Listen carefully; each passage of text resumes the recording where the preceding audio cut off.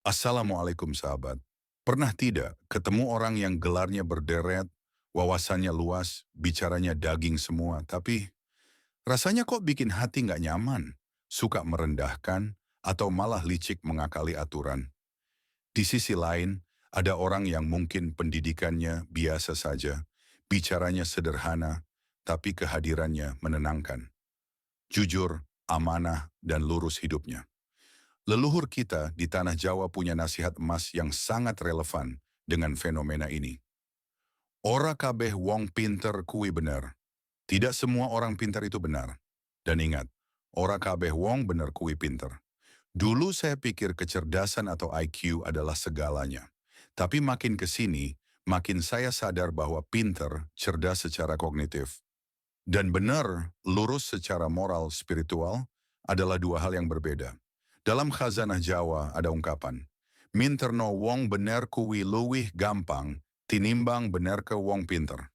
Artinya membuat orang yang jujur menjadi pintar, itu lebih mudah daripada memperbaiki akhlak orang pintar yang sudah terlanjur merasa dirinya paling tahu. Kenapa?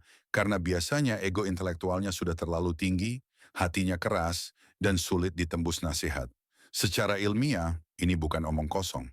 Dalam psikologi, kita mengenal istilah emotional intelligence, EQ, atau kecerdasan emosional. Riset menunjukkan bahwa kesuksesan dan kebahagiaan hidup seseorang itu 80% ditentukan oleh karakter dan kecerdasan emosinya, seperti integritas, empati, dan kesadaran diri, bukan semata-mata oleh EQ. Orang yang pinter tapi ora benar biasanya memiliki EQ tinggi, tapi EQ-nya rendah. Mereka cerdas mengolah data, tapi gagal mengolah rasa. Lalu, bagaimana sikap kita? Sebagai manusia modern yang berpegang pada nilai agama, kita diajarkan adab di atas ilmu. Jangan buru-buru memvonis orang. Ingat filosofi Janmo Tankeno Kiniro. Manusia itu sulit ditebak dan selalu berproses. Jangan silau melihat orang yang sedang di atas. Jangan hina melihat orang yang sedang di bawah. Hidup itu cokro manggilingan, berputar seperti roda. Yang hari ini terlihat kurang pintar atau salah jalan, bisa jadi besok mengalami momen meletik atau pencerahan spiritual, lalu melesat jauh lebih mulia daripada kita. Sebaliknya, kita yang merasa sudah pintar dan benar hari ini harus hati-hati. Jangan sampai masuk ke momen peteng atau kegelapan hati karena merasa sombong dan dumeh mentang-mentang.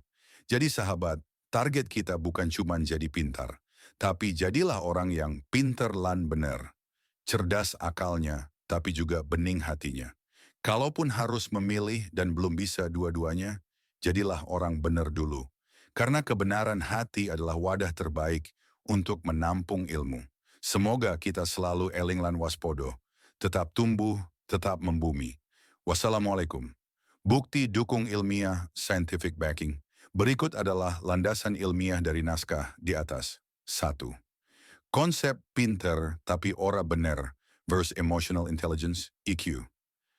Teori Daniel Goleman dalam bukunya Emotional Intelligence, 1995.